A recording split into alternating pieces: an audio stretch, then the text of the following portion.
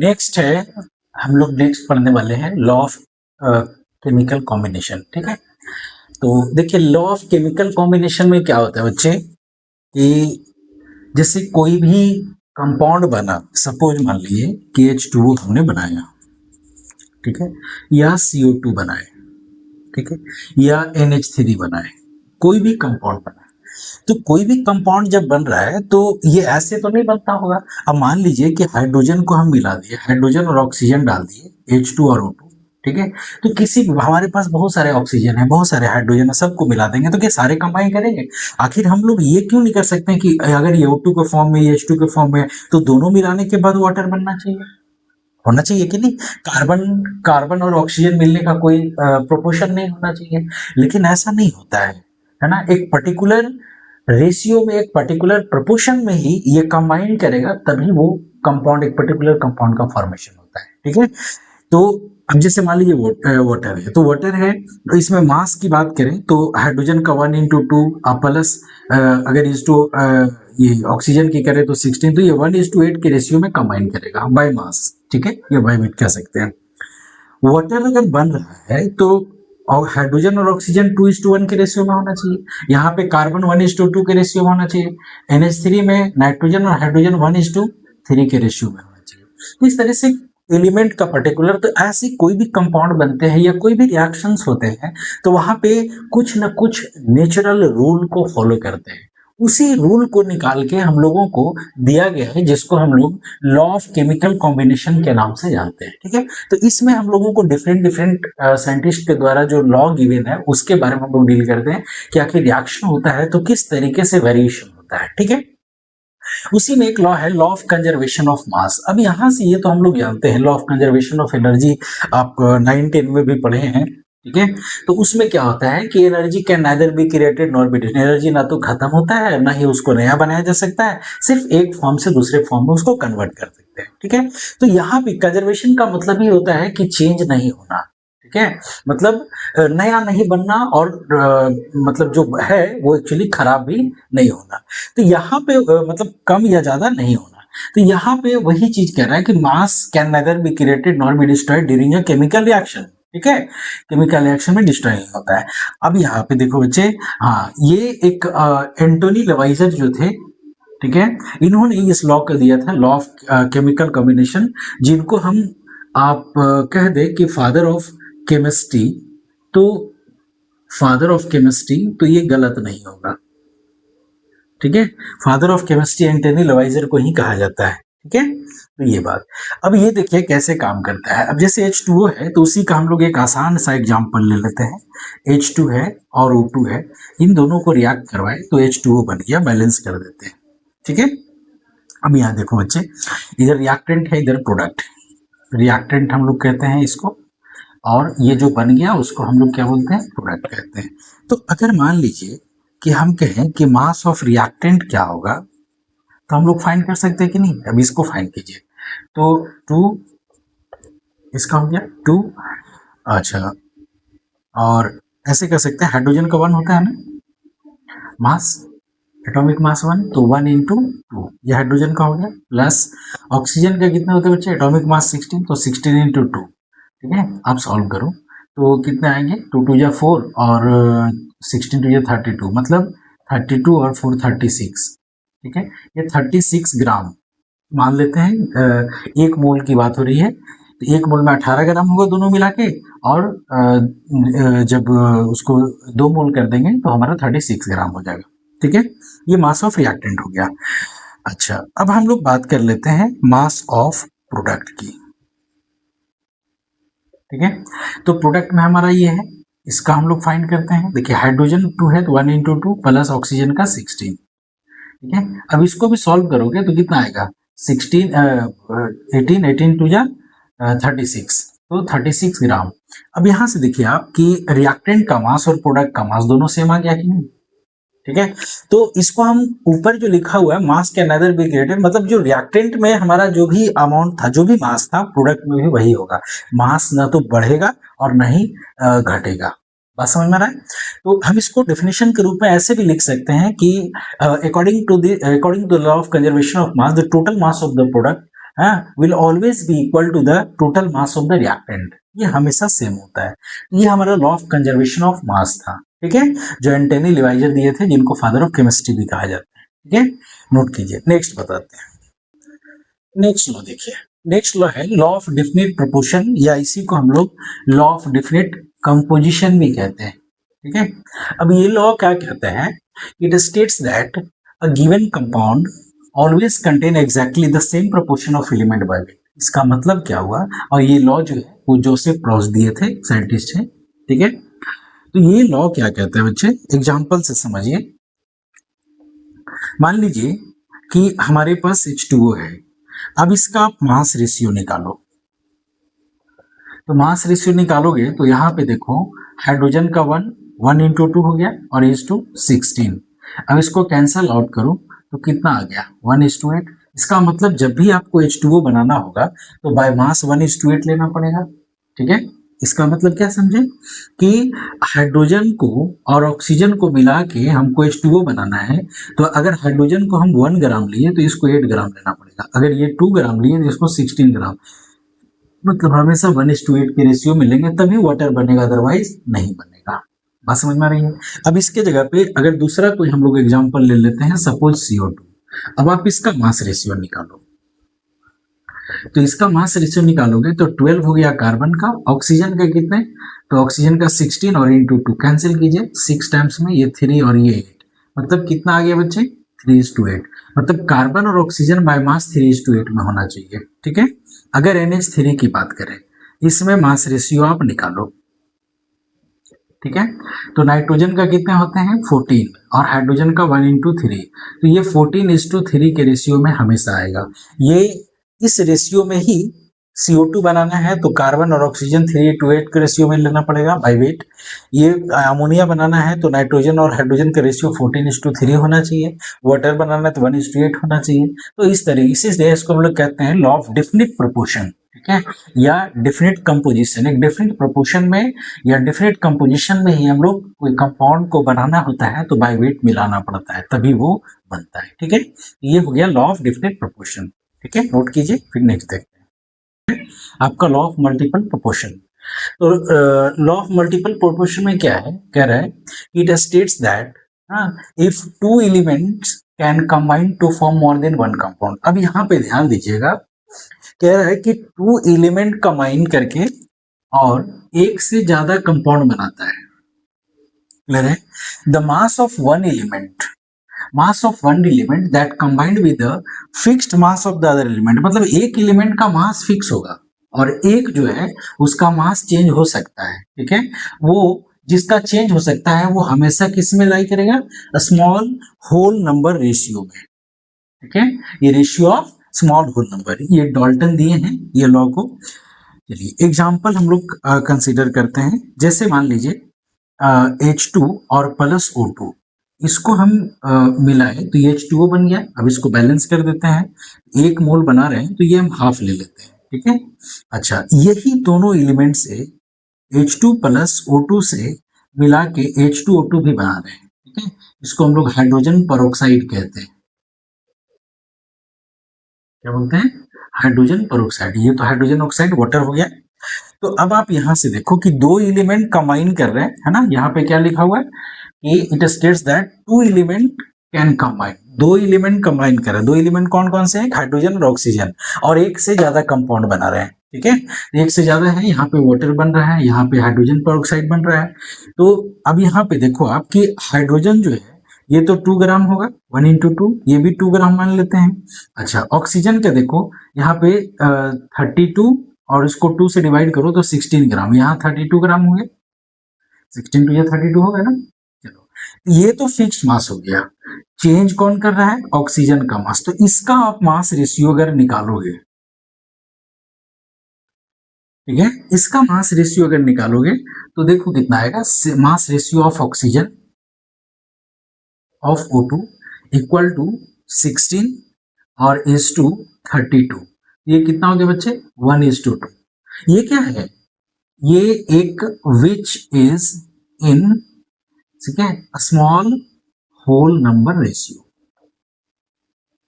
Small whole number ratio या small whole number ratio में है। ऐसे ढेर सारे एग्जाम्पल हो सकते हैं, सिर्फ हम एक अभी यहाँ पे बताए। अब जैसे मान लीजिए कि इसके अलावा अगर और एग्जाम्पल हम लेने की कोशिश करें, देखिए इसको मिटा देता हूं।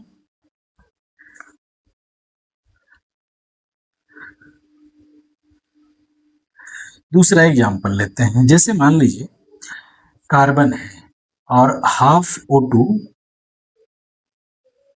डाले तो ये कार्बन मोनोऑक्साइड बन गया, और दूसरा कार्बन और O2 पूरा ले लिए तो ये CO2 बन गया। ठीक है, अब आप यहाँ पे देखो कि कार्बन का ये 12 ग्राम ये मान लेते हैं, 12 ग्राम ये यहाँ पे कितना हो जाएगा 16 ग्राम, और यहाँ पे कितना हो जाएगा 32 ग्राम। फिर कार्बन का क्या है मास सेम हो गया, और यहाँ ऑक्सीजन का मास क्या हो रहा है चेंज हो रहा है, तो फिर से मास रेशियो निकालेंगे तो 16:32, फिर कितना आ गया 1:2। तो ये क्या है स्मॉल होल नंबर, मतलब ये बड़ा नंबर में नहीं आएगा। जनरली अगर 11:13 या 17:19 ऐसे करके नंबर नहीं आएंगे, ये इसी तरीके से 1:2 मतलब सिंगल डिजिट में जनरली आएगा, समझ गए। तो ये इसको हम लोग कहते हैं लॉ ऑफ मल्टीपल प्रोपोर्शन। ठीक है, इसको नोट कीजिए। नेक्स्ट देखते हैं, नेक्स्ट है next law Gay Lussac law of gaseous volume. ठीक है, क्या नाम है बच्चे, Gay Lussac law of gaseous volume. ये क्या कह रहा है, कह रहा है कि it states that when gases combine और आर प्रोड्यूस, मतलब गैस कंबाइन कर रहे हैं या फिर प्रोड्यूस हो रहे हैं, ठीक है, किसी भी केमिकल रिएक्शन में। ठीक है, जैसे मान लीजिए हम एग्जांपल की अगर बात करें तो H2 है, ये गैस में है, और O2 जो है ये भी गैस में है। अब ये दोनों देखिए, ये दोनों कंबाइन करेंगे और अगर इन दोनों को मिला दिए तो H2O बन गया गैस में, ये प्रोड्यूस हो रहा है। क्लियर है कि when gases combine or are produced in a chemical reaction they do so, अगर ऐसा होता है तो फिर कैसा होगा in a simple whole number ratio, ठीक है, बाय वॉल्यूम। तो फिर वो कैसा होगा, ये भी इस सिंपल होल नंबर रेशियो में बाय वॉल्यूम जो है वो लाई करेंगे, लेकिन कंडीशन क्या होना चाहिए, टेम्परेचर और प्रेशर जो है वो कांस्टेंट होना चाहिए, जो कि अगर ये कांस्टेंट नहीं होगा तो ये वेरिएशन, जो कि टेम्परेचर और प्रेशर से हमारा वॉल्यूम जो है वो वेरी करता है ना, तो जिसके वजह से बोला गया। अब यहाँ पे देखिए आप, तो यहाँ क्या कर रहे हैं बच्चे, इसको बैलेंस कर देते हैं हम लोग, तो यहाँ पे 2 ले लेते हैं और यहाँ पे भी 2 ले लेते हैं। ठीक है, अब मान लीजिए कि इसको हम 100 ml ले लिए H2, और ये 50 ml ले लिए, और ये 50 ml ले लिए, ये जो बनेगा ये भी कितना बनेगा 100 ml। ठीक है, क्योंकि ये 2 मोल है तो 2 मोल इसको भी हम लोग बना रहे हैं, या फिर कह सकते हैं जो मैक्सिमम वॉल्यूम है वही तो बनेगा ना। अब मान लीजिए कि कंटेनर को आप ले लिए, ठीक है, ठीक है, अब इस कंटेनर का जो वॉल्यूम है वो 100 ml है, कितना है 100 ml, तो इसमें 50 ml कोई भी चीज डालें या फिर 150 ml डालें, तो ये वॉल्यूम जो गैस होता है वो गैस का वॉल्यूम किस पे डिपेंड करता है, वॉल्यूम ऑफ कंटेनर पे, तो 100 ml ही होगा ना, तो मैक्सिमम वॉल्यूम इतना ही होगा। अब यहां से देखिए आप, ये कंबाइन किए या ये प्रोड्यूस हुआ, यहां से अगर रेशियो ऑफ वॉल्यूम फाइंड करने का कोशिश करें, रेशियो ऑफ वॉल्यूम, तो क्या होगा बच्चे, यहाँ पे देखिए 100:50 और 1:100, ये तीनों का रेशियो फाइंड करेंगे तो कितना हो जाएगा 2:1:2 होगा ना, ये 51 या 50, 52 या 100, 52 या 100। अब ये जो रेशियो आपको दिख रहा है ये कैसा एक सिंपल होल नंबर रेशियो में है कि नहीं, स्मॉलेस्ट रेशियो, तो हम लोग कह सकते हैं कि which is in simple whole number ratio. ठीक है, किसमें होता है सिंपल होल नंबर रेशियो। अब ऐसे ढेर सारा एग्जांपल ले सकते हैं, जैसे देखिए एक और एग्जांपल हम लोग ले लेते हैं। ठीक है, जैसे मान लीजिए हाइड्रोजन लिए और नाइट्रोजन लिए, ये भी गैस है और ये भी गैस है, इन दोनों को मिक्स किए तो हमारा NH3 बन गया बच्चे, ये भी गैस है। हम यहाँ पे 3H2 और 2NH3 लिख देते हैं, वही करते हैं। अच्छा, अब यहाँ पे देखिए आप, मान लेते हैं कि इसका वॉल्यूम हम ले लेते हैं 150, ठीक है, और 150 ml, ये हम लोग ले लेते हैं 50 ml। अब यहाँ कितना बनेगा, देखिए 3:2 के रेशियो में है, हम 150 लिख सकते हैं, ठीक है, लेकिन यहाँ 2 है तो इसलिए हम लोग इसको 100 ml ही लिख रहे हैं, क्योंकि बाद में आपको कंफ्यूजन नहीं हो। तो मान लेते हैं कि जिस हिसाब से रेशियो दिया हुआ उसी के अकॉर्डिंग हम लोग यहाँ पे बात कर लेते हैं। ठीक है, अच्छा अब अगर इसका वॉल्यूम का रेशियो आप फाइंड करोगे तो कितना होगा, 150:50 और 100। तो ये कितना 50 से कट जाएगा 3 टाइम्स में, ये 2 टाइम्स में, तो ये हो जाएगा 3:1:2। ये भी एक सिंपल होल नंबर रेशियो है कि नहीं, तो ये भी सिंपल होल नंबर रेशियो में है। तो गे-लुजेक लॉ इस यही कहता है कि अगर कोई भी गैसेस कंबाइन होते हैं या फिर कंबाइन होने के बाद कुछ नया प्रोडक्ट बनाता है, वो भी अगर गैस में है, इन सब का वॉल्यूम का रेशियो हमेशा एक सिंपल होल नंबर में होगा। ठीक है, इसको नोट कीजिए, नेक्स्ट बताते हैं। नेक्स्ट देखिए, नेक्स्ट लॉ है एवोगाड्रोस लॉ। ठीक है, एवोगाड्रो लॉ क्या कहता है बच्चे कि equal volume of all gases, ठीक है, at same temperature and pressure, same temperature and pressure, ये कांस्टेंट होना चाहिए प्रेशर और टेम्परेचर प्रेशर। ठीक है, should contain equal number of molecules, तो equal number of molecules contain करेंगे। ठीक है, मतलब ये लॉ क्या कह रहा है कि जैसे मान लीजिए आपके पास 3 कंटेनर है, सपोज मान लीजिए एक ये है, एक ये है और एक ये है। ठीक है, तो मान लीजिए कि इसमें हाइड्रोजन गैस है, दूसरा कलर से लिख देता हूं। मान लीजिए इसमें हाइड्रोजन गैस है, इसमें ऑक्सीजन गैस है और इसमें नाइट्रोजन गैस है। ठीक है, अब आप समझो बच्चे कि सभी का वॉल्यूम मान लेते हैं V है, इसका भी V, इसका भी V और इसका भी V, यह 1-1 लीटर है, जो भी मान लेते हैं, इसका 1 लीटर, इसका 1 लीटर, सब 1-1 लीटर गैस है, टेम्परेचर और प्रेशर कांस्टेंट है। क्लियर है, अब क्या करना है, तो इन सभी में जो नंबर ऑफ मॉलिक्यूल्स होंगे ना वो सेम होंगे। मतलब अगर इसमें हम लोग बात करें कि 10 to the power n molecules है, ये नंबर ऑफ मॉलिक्यूल्स की बात कर रहा हूं, number of molecules, number of molecules की बात कर रहा हूं।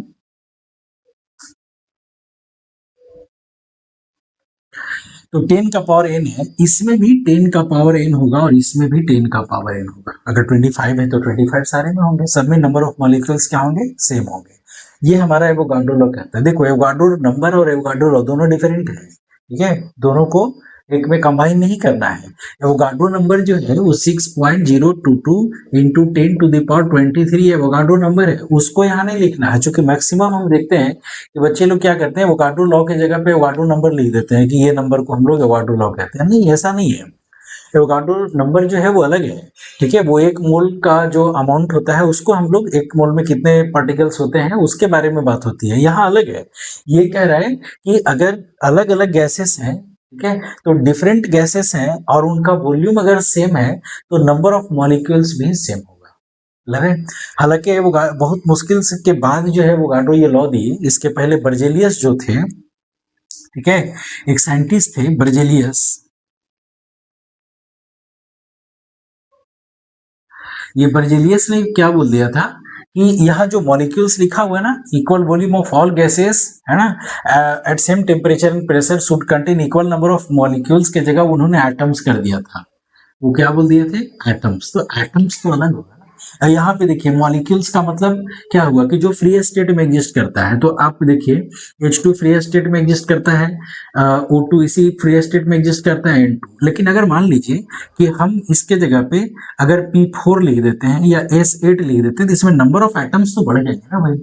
ठीक है, हाँ मॉलिक्यूल सेम होगा, ये अगर ये 5 मॉलिक्यूल्स है, ये 5 मॉलिक्यूल्स, ये तो सब मॉलिक्यूल्स तो सेम होगा। ठीक है, क्योंकि एक मॉलिक्यूल में 8 एटम है, यहाँ पे एक मॉलिक्यूल में यहाँ 4 एटम, यहाँ एक मॉलिक्यूल में 2 है, तो ये सब सेम होगा। लेकिन अब यहाँ पे नंबर ऑफ एटम्स की अगर डिफरेंस की बात करें तो अलग हो जाएगा। इसमें 2 एटम्स हैं, इसमें 4 एटम्स हैं, इसमें 8 एटम्स हैं। तो वही बर्जेलियस का जो कंसेप्ट था वो हम लोग उसको हटा देते हैं। ठीक है, और उसके जगह पे एवोगाड्रो लॉ जो है वो हम लोग डील करते हैं कि इक्वल नंबर ऑफ मॉलिक्यूल्स होते हैं। ये था एवोगाड्रो लॉ। और ये हम लोग लॉ ऑफ केमिकल कॉम्बिनेशन जो यहाँ देख रहे हैं, इसमें टोटल 5 लॉ हम लोगों को पढ़ना है। ठीक है, एनसीईआरटी में। तो ये 5 लॉ हमने बता दिया। ठीक है, अब इसके बाद हम लोग देखते हैं, यहाँ तक नोट कीजिए। चलिए नेक्स्ट देखते हैं हम लोग डाल्टन्स एटॉमिक थ्योरी। ठीक है, डाल्टन्स एटॉमिक थ्योरी में क्या क्या बोलता है बच्चे, उसके बारे में हम लोग डील करते हैं। तो देखिए डाल्टन्स एटॉमिक थ्योरी का कहना है कि ऑल मैटर्स, है ना, all matter is made up of tiny indivisible particle called atom. मतलब जितने सारे दुनिया में जो भी चीज है, चाहे ये पेन है या ये वॉच है, कुछ भी है, वो जितने सारे मैटर बने हुए हैं वो सब एक छोटे छोटे पार्टिकल से बने, एकदम टाइनी इंडिविजिबल पार्टिकल। मतलब उसको उसके बाद हम लोग डिवाइड नहीं कर सकते। सबसे छोटा पार्टिकल्स जो होता है, बोला उसी को, उस सबसे छोटे पार्टिकल्स को जिसको डिवाइड नहीं कर सकते उसको हम लोग एटम कहते हैं। और उसी एटम से सारे मैटर, दुनिया में जो भी चीजें हैं वो सब बने हुए हैं। ठीक है, लेकिन क्या है कि इसमें लिमिटेशन है बच्चे। ठीक है, हम लोग इसमें लिमिटेशन की अगर बात करें, देखिए यहाँ पे लिमिटेशन हम लिख देता हूं, लिमिटेशंस। ठीक है, और इसको सब्सक्राइब कर लीजिएगा इस चैनल को, तो अपडेट मिलते रहेगा आपको। देखिए इसका लिमिटेशंस मतलब डाल्टन्स एटॉमिक थ्योरी का लिमिटेशन क्या है। ठीक है, तो सबसे पहला कि यहाँ पे हम लोग देख रहे हैं कि टाइनी पार्टिकल्स इंडिविजुअल, लेकिन एटम को हम लोग डिवाइड कर सकते हैं, क्योंकि इसमें क्या होता है कि एटम में ही, है ना, इलेक्ट्रॉन, प्रोटॉन और न्यूट्रॉन, ये तीन फंडामेंटल पार्टिकल्स प्रेजेंट होते हैं। ये थ्री फंडामेंटल पार्टिकल्स कहाँ पे होते हैं? आपके एटम्स में होते हैं। तो एटम्स में होता है तो एटम को अगर डिवाइड नहीं करेंगे तो फिर मिलेगा कैसे? ठीक है, इसका मतलब यहाँ तक ठीक है कि टाइनी पार्टिकल से बना हुआ है, ये सही है, लेकिन इनडिविजिबल बोल दिया डाल्टन, ये थोड़ा सा उसमें गड़बड़ी हो गया। ठीक है, क्योंकि एटम्स को हम लोग डिवाइड कर सकते हैं, तभी हमारा फंडामेंटल्स, इसके अलावा और भी है, but these are three fundamental particles. ठीक है, ओके, नेक्स्ट है एटम्स ऑफ सेम एलिमेंट। समझिए यहाँ पे atoms of same element are identical in mass, बोला मास तो सेम होगा भाई, और केमिकल प्रॉपर्टीज भी सेम होगा। अच्छा, यहाँ पे हम लोग बात करते हैं कि चलो ठीक है भाई, इसमें जैसे मान लीजिए कि एटम्स ऑफ सेम एलिमेंट है, जैसे नाइट्रोजन है, तो नाइट्रोजन 7 एटॉमिक नंबर 14, ऐसे लिख दी, एटॉमिक मास 14 और एटॉमिक नंबर 7। तो अब इसमें जितने सारे नाइट्रोजन एलिमेंट का जितने सारे एटम्स होंगे, सभी का कह रहा है कि प्रॉपर्टी सेम होगा। ठीक है भाई, अभी इसमें जितने सारे एटम्स होंगे वो सबका प्रॉपर्टी, मान लीजिए गोल्ड का एक टुकड़ा ले लिए या सिल्वर का एक टुकड़ा ले लिए। ठीक है, अब वो बहुत सारे एटम से बना हुआ होगा, तो सभी एटम का प्रॉपर्टी सेम होगा ना। अब पता चले कि गोल्ड का हम लोग रिंग ले लिए, ठीक है, और उसमें ऊपर में जो है कुछ और है, नीचे में कुछ और है, इधर में कुछ और है ना, तो वो तो गलत हो जाएगा ना। तो वो कह रहा है कि ऐसा नहीं है, एटम जो है उस एटम का अगर हर जगह गोल्ड है तो सब जगह का केमिकल प्रॉपर्टी क्या होगा? सेम होगा। मतलब एटम्स का केमिकल प्रॉपर्टी हमेशा सेम होगा। लेकिन लिमिटेशन में क्या हो जाता है, इसका प्रॉब्लम ये हो जा रहा है कि आइडेंटिकल प्रॉपर्टी ठीक है, लेकिन यहाँ पे कहा जा रहा है कि मास भी सेम होगा। तो आप यहाँ पे देखो कि जब हम आइसोटोप्स की बात करते हैं, ठीक है, तो मान लीजिए आइसोटोप्स में हम लोग क्या कर रहे हैं बच्चे, हाइड्रोजन ले लिए। हाइड्रोजन का एटॉमिक नंबर 1 होता है, सब ये हम लोग पता है, सेम एलिमेंट है, एटॉमिक नंबर सेम है, इसका मास नंबर 1, इसको 2 और इसको 3 कह देते हैं। इसको हम प्रोटियम कहते हैं। क्या बोलते हैं इसको? प्रोटियम। इसको क्या बोलते हैं बच्चे? ड्यूटेरियम। इसको डी से रिप्रेजेंट करते हैं, ठीक है, इसको पी से रिप्रेजेंट करते हैं। इसको क्या बोलते हैं बच्चे? इसको कहते हैं ट्राइटियम। ठीक है, इसको टी से रिप्रेजेंट करते हैं। जैसे यहाँ पे इसके लिए क्या लिखते हैं? H2O, यहाँ लिखेंगे D2O, यहाँ पे लिखेंगे T2O, वाटर बनाते हैं जैसे लिखते हैं ना। ठीक है, तो D2O हेवी वाटर कहा जाता है D2O को। अच्छा, तो यहाँ पे देखिए आप कि ये जो बोल दिया कि मास भी आइडेंटिकल होगा, तो यहाँ आइसोटोप्स के केस में इस हाइड्रोजन का मास 1 है, इसका 2 है, इसका 3 है, तो ये तो फिर ही करेंगे ना। तो आइसोटोप्स के केस में, किसके केस में? आइसोटोप्स के केस में ये सेकेंड वाला जो डाल्टन्स का लॉ है वो एक्सप्लेन नहीं कर पाता है, वहां पे फेल हो जाता है। ठीक है, अच्छा, इसके बाद देखिए थर्ड कह रहे हैं atoms of different element have different mass and properties. फिर यहाँ प्रॉब्लम हो गया। अच्छा ठीक है, मान लेते हैं, जैसे मान लीजिए ये कार्बन है, ठीक है, इसके लिए एग्जांपल लेते हैं, ये कार्बन है और ये नाइट्रोजन है, तो ऑब्वियस इसका 6, इसका 7 एटॉमिक नंबर है, इसका 12 मास नंबर है, इसका मास नंबर 14 है। तो ये कार्बन का जितने सारे एटम होंगे उनका मास अलग होगा, प्रॉपर्टी अलग होगा। नाइट्रोजन का एलिमेंट होंगे, उसका प्रॉपर्टी अलग होगा, मास अलग होगा। मान लेते हैं दोनों का केमिकल प्रॉपर्टी अलग होगा, यहाँ बोल रहे हैं मास भी अलग होगा। लेकिन जब हम लोग आइसोबार की बात करते हैं, यहाँ पे थर्ड पॉइंट में आ जाते हैं थर्ड पॉइंट में आइसोबार, जैसे मान लीजिए आर्गन है, यहाँ पे कैल्शियम एटॉमिक नंबर 18 और ये एटॉमिक नंबर 20, इसका भी एटॉमिक मास 40 होता है, इसका भी 40। तो चलो ठीक है भाई, ये आर्गन और कैल्शियम अलग अलग एलिमेंट है, डिफरेंट एलिमेंट है, they have different properties, but mass can not be the different, because in case of isobar, इसको हम लोग क्या बोलते हैं बच्चे, आइसोबार कहते हैं। ठीक है, मास सेम होता है तो उसको क्या बोलते हैं, आइसोबार। तो आइसोबार के केस में तो मास सेम हो जा रहा है ना, तो फिर ये जो लिखा हुआ है सभी के लिए तो वैलिड नहीं है ये। ठीक है, डिफरेंट एलिमेंट है डिफरेंट मास, डिफरेंट मास नहीं बल्कि ये मास सेम हो जाता है आइसोबार के केस में। अच्छा, नेक्स्ट फोर्थ है कि atoms can not be created, destroyed और डिवाइडेड, मतलब एटम को ना तो बनाया जा सकता है, ना ही बर्बाद किया जा सकता है, ना उसको तोड़ सकते हैं हम लोग, ठीक है, किसी भी केमिकल रिएक्शन में। लेकिन ये 100% सही नहीं है। ठीक है, तो कहाँ पे, अब मान लीजिए न्यूक्लियर रिएक्शन होते हैं, ठीक है, अब यूरेनियम है या प्लूटोनियम है कोई भी, तो वहां पे क्या होता है, वो तो टूटता है ना। ठीक है, तो न्यूक्लियर रिएक्शन के केस में मतलब हम लोग लिख सकते हैं इट फेल्स, ठीक है, in case of nuclear reaction.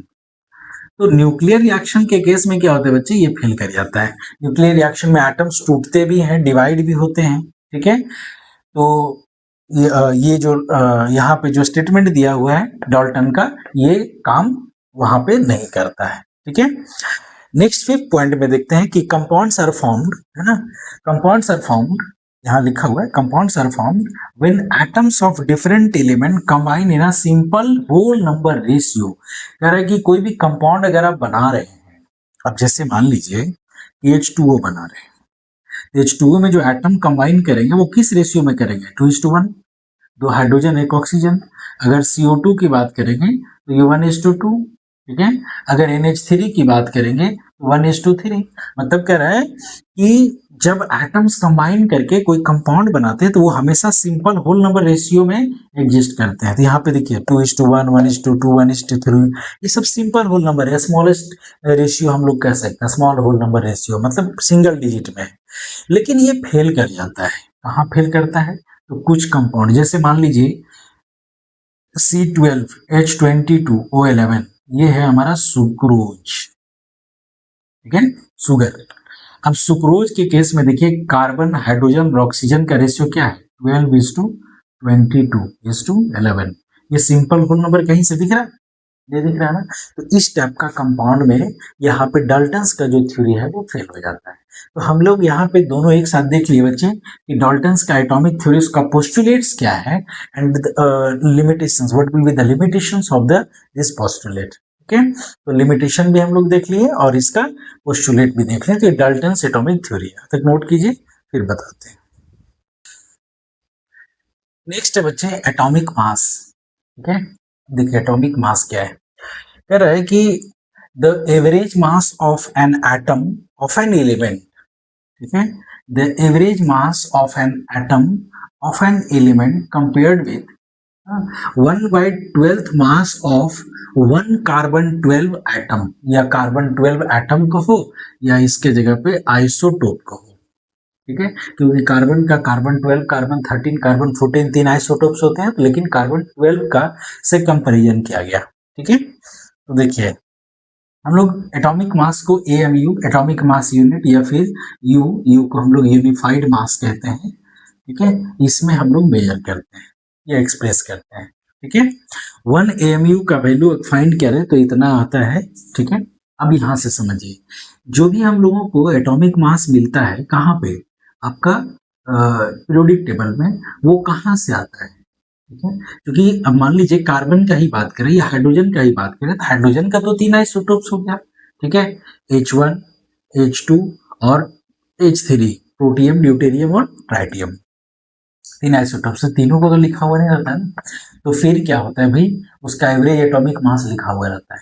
ठीक है, तो यहाँ पे वही एवरेज एटॉमिक मास कैसे कैलकुलेट करते हैं, इसी के लिए यहाँ पे डिस्कशन किया गया है। ठीक है, तो मान लीजिए कोई भी एलिमेंट होता है, ठीक है, तो कोई भी एलिमेंट का जो एटॉमिक मास, कोई भी एलिमेंट या फिर ऐसे मतलब कोई भी चीज हम लोग खरीद, मान लीजिए कि सामान लेने के लिए कुछ खरीदने के लिए गए मार्केट में। ठीक है, तो मार्केट में खरीदने गए, तो मान लीजिए 5 kg आपको लेना है, तो आप कैसे जानेंगे 5 kg हमको कितना होता है। ठीक है। तो एक पर्टिकुलर होगा ना, ये 1 kg है, इससे 5 टाइम्स मिलेगा तो हमको 5 kg होगा। तो उसी तरीके से यहाँ पे कंपैरिजन करने के लिए कार्बन 12 आइसोटोप्स को लिया गया है, ठीक है, कि कार्बन 12 आइसोटोप्स का 1/12 मास जो होगा, ठीक है, एक एटम का 1/12 मास जो होगा कार्बन 12 का, उससे कंपैरिजन करेंगे।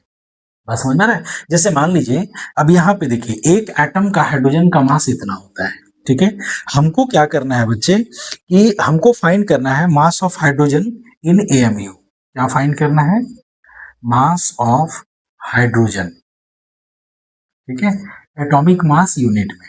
तो क्या करेंगे, तो हम लोग जो भी मास होगा किसी भी एलिमेंट का, उसको हम लोग डिवाइड कर देंगे किससे, एएमयू से डिवाइड कर देंगे। किससे डिवाइड करेंगे? एएमयू से। तो यहाँ पे देखिए हाइड्रोजन का मास जो है वो हमारे पास कितना दिया हुआ बच्चे, 1.6736 इंटू 10 का पावर -24 ग्राम। और 1 एएमयू का मास हमारा कितना दिया हुआ है, 1.66056 इंटू 10 का पावर -24। जब इसको सॉल्व करेंगे तो 1.0078 आएगा, ठीक है, ये एएमयू में आ गया।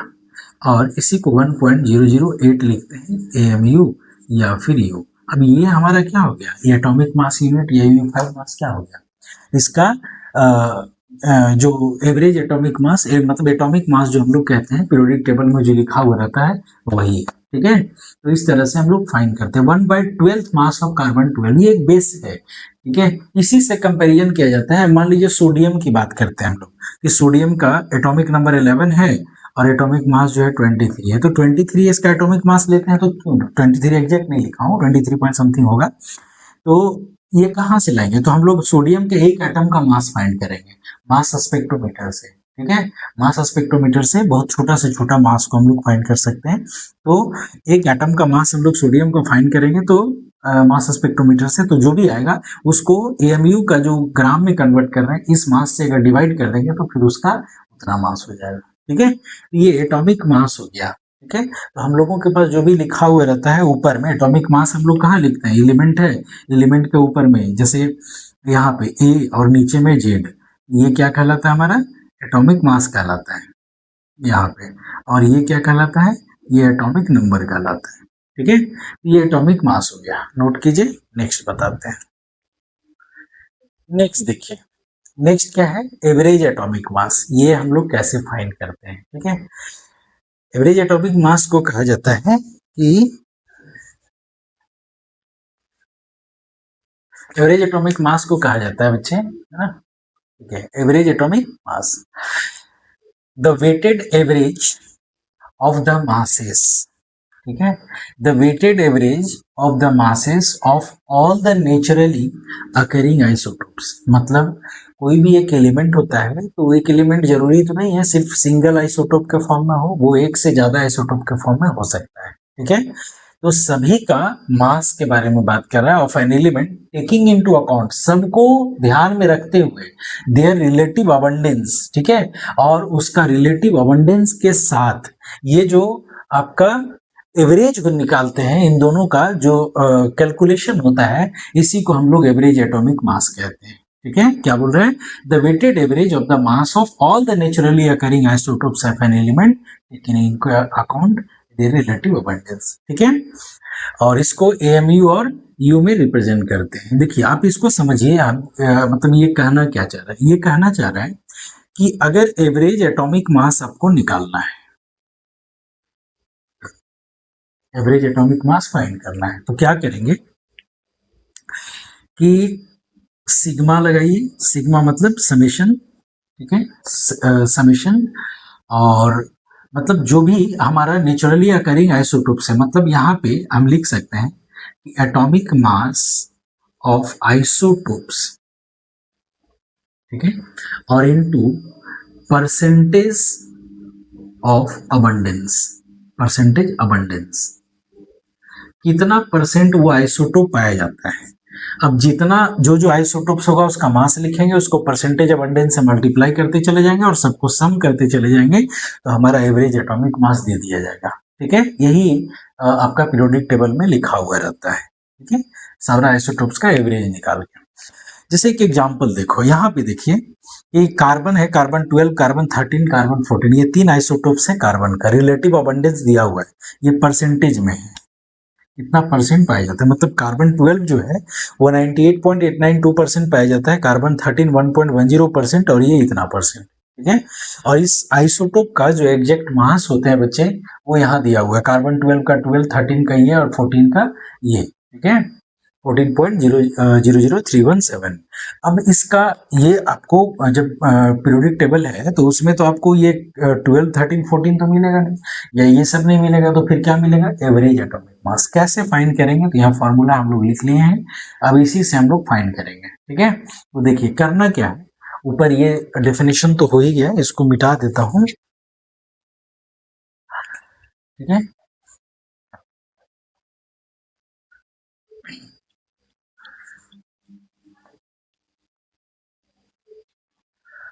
देखिए यहाँ सॉल्व कर रहे हैं, कैसे सॉल्व करेंगे, एवरेज एटॉमिक मास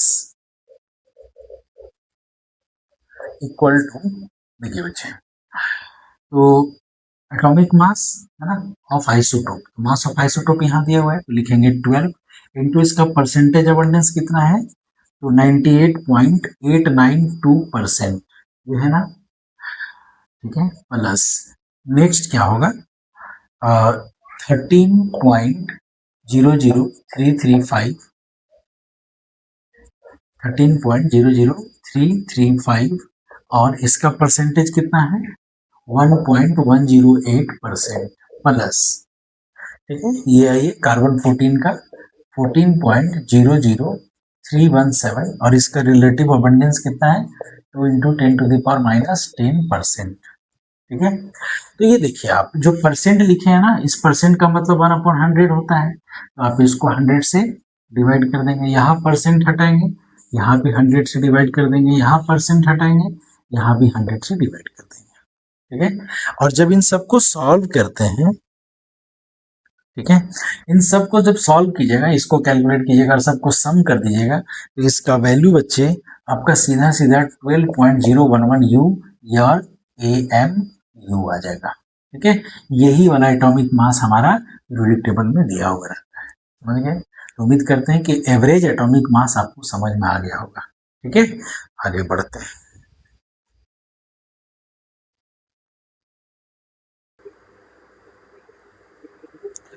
तो एवरेज एटॉमिक मास से एक हम लोग क्वेश्चन डील कर लेते हैं, ठीक है। देखिए जैसे एक क्वेश्चन यहाँ पे लिखा हुआ है बच्चे कि average atomic mass of copper is इतना, ठीक है, 63.5 कॉपर का एटॉमिक मास गिवन है, ठीक है, एवरेज एटॉमिक मास। कह रहा है if it exist as 2 isotope, ये 2 आइसोटोप में कौन कौन, एक कॉपर 2963 और एक कॉपर 2965, तो कह रहा है calculate the percentage of each isotope, तो ये दोनों का परसेंटेज फाइंड करना है। तो हम लोग क्या करेंगे, कैसे फाइंड करेंगे, ठीक है। तो देखिए इसको हम लोग सॉल्व करते हैं, तो क्या है कि मान लेते हैं ये कितना परसेंट है, ये कितना परसेंट हमको नहीं पता, एक ठो किसी को मान लेंगे, ठीक है। लेट द परसेंट ऑफ, ठीक है, Cu 2963 बी एक्स, ये x% हम लोग इसको मान लेते हैं, ठीक है। जब ये x% होगा तब उस केस में क्या होगा, देन परसेंट ऑफ कॉपर 2965, ये कितना हो जाएगा बच्चे, है ना, बी, ये x है तो ये कितना हो जाएगा 100 माइनस एक्स, क्योंकि दोनों मिलकर 100% होगा, तो ये x मान लिए तो ये कितना हो जाएगा 100 माइनस एक्स, ठीक है। नाउ अब इसको सॉल्व करते हैं, तो हमारे पास फॉर्मूला जो था एवरेज एटॉमिक मास का, एवरेज एटॉमिक मास, ये फॉर्मूला क्या था, समेशन, है ना। तो समेशन ऑफ परसेंटेज अबंडेंस, फिर से लिख दे रहा हूं,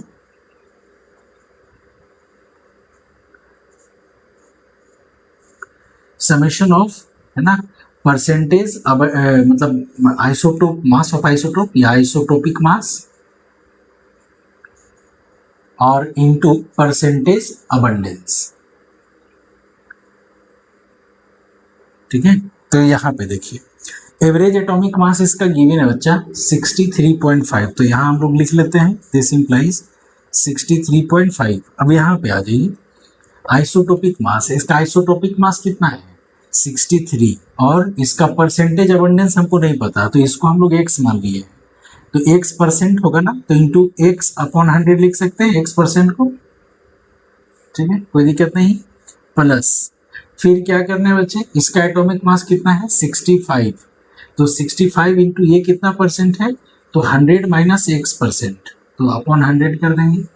हाँ, अब इसको सॉल्व कीजिए, तो सॉल्व करेंगे तो ये हमारा आ जाएगा 63x अपॉन 100, और प्लस इसको अगर इंटू करें तो 6500 माइनस 65x अपॉन 100 ऐसा होगा, और यहाँ पे क्या हो गया 63.5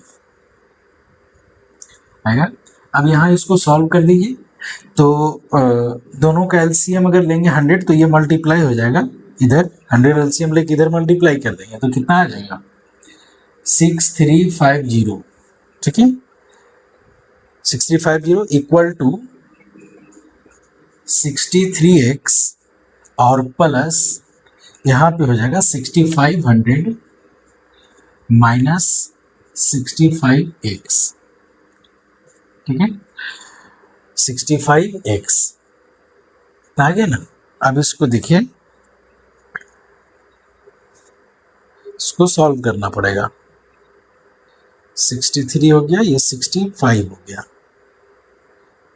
ये हो गया। चलिए, तो यहाँ से देखिए बच्चे, हम लोग क्या कर रहे हैं कि इसको 6500 को इधर ले आओ आप, ठीक है, ये 6350 और माइनस 6500 इक्वल टू, इन दोनों में 65 माइनस में है और ये प्लस में, तो माइनस 2x आएगा ना, यहाँ तो हम लोग लिख सकते हैं minus 2x is equal to, इसको सॉल्व करो तो 6500 में ये माइनस करो तो ये कितना हो जाएगा 6350, तो 64 और 1 तो 150 हो गया, ये नेगेटिव में हो जाएगा क्योंकि ये बड़ा है, ठीक है, तो फिर x इज इक्वल टू कितना हो जाएगा 2 से डिवाइड कर दोगे 75, मतलब एक जो है 75% आ गया। कौन सा, किसको माने थे 63 वाले को, तो ये 63 जो कॉपर है हमारे पास, ठीक है, कॉपर 29 और 63 ये कितना परसेंट हो गया 75%, तो दूसरा जो कॉपर 29 और 65 है ये कितना परसेंट हो जाएगा 25%, चूंकि 100 में से 75 माइनस करेंगे 25, तो इस तरह से भी क्वेश्चंस आते हैं, आप इसको देख सकते हैं, ठीक है। चलिए नेक्स्ट बताते हैं। नेक्स्ट देखिए बच्चे, नेक्स्ट हम लोग मॉलिक्यूलर मास और मोलर मास के बारे में डील करेंगे, ठीक है। तो देखिए दोनों मतलब बहुत ज़्यादा डिफरेंस नहीं है, हाँ? यहाँ पे मॉलिक्यूलर मास की बात करें तो कह सकते हैं sum of atomic masses of all the atoms present in one molecule of a substance. जैसे सिंपल सा बात है कि मान लीजिए हमारे पास H2O है, ठीक है, और इस H2O एक मॉलिक्यूल है।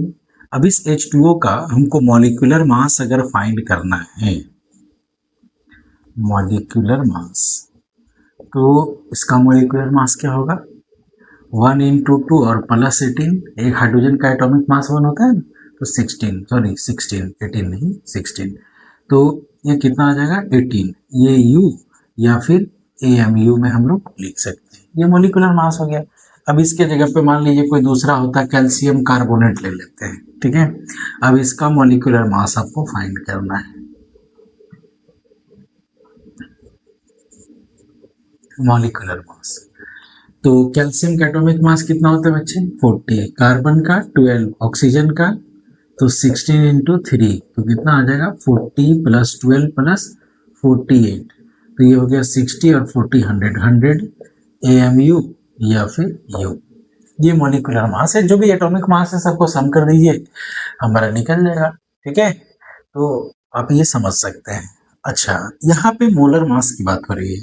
अब मोलर मास का मतलब देखो यहाँ क्या है, मोल से रिलेटेड है, मतलब इसमें हम लोग कह सकते हैं कि the mass of 1 mole of a substance, कोई भी सब्सटेंस है उसका 1 मोल होना चाहिए। यहाँ एक मॉलिक्यूल की बात हो गई, ठीक है, यहाँ 1 मोल सब्सटेंस क्या है, वो किस चीज में, ग्राम में, तो उसको हम लोग क्या बोलते हैं मोलर मास या ग्राम मोलर मास भी कहते हैं, ठीक है। तो ये कुछ अलग नहीं है। जैसे मान लीजिए कि H2O है, ठीक है, हम इसका मोलर मास की बात करें तो मोलर मास कितना होगा, ये एक मोल सब्सटेंस का, तो एक हाइड्रोजन का 1 इंटू 2 प्लस 16, टोटल कितना आ गया 18। अब इसको 18 ग्राम है ना, 18 ग्राम लिखेंगे तो ये 18 ग्राम किसका है, एक मोल का, तो 18 ग्राम पर मोल लिख सकते हैं, ठीक है। अब उसी तरीके से अगर मान लीजिए कोई दूसरा हमारे पास एक मॉलिक्यूल है C12H22O11 सुक्रोज, ठीक है, हम इसका मोलर मास फाइंड करने का कोशिश करेंगे। मोलर मास तो क्या आएगा, कार्बन का एक कार्बन का 12, तो 12 इंटू 12 प्लस एक हाइड्रोजन का 1, तो 1 इंटू 22 क्योंकि 22 हाइड्रोजन, प्लस एक ऑक्सीजन का 16 और 11 है, ठीक है। अब इसको देखिए, इसको इंटू करेंगे तो 144 आएगा, प्लस ये 22 आएगा और ये 176 आएगा, तो ऐड कर देंगे 4 2 6 और 6 12 हो गया, 5 और 2 7 7 14 बच गया 1, तो 1 1 2 और 3 342 ग्राम पर मोल। हम लोग कह सकते हैं कि एक मोल सुक्रोज का, शुगर का जो मोलर मास होगा वो 342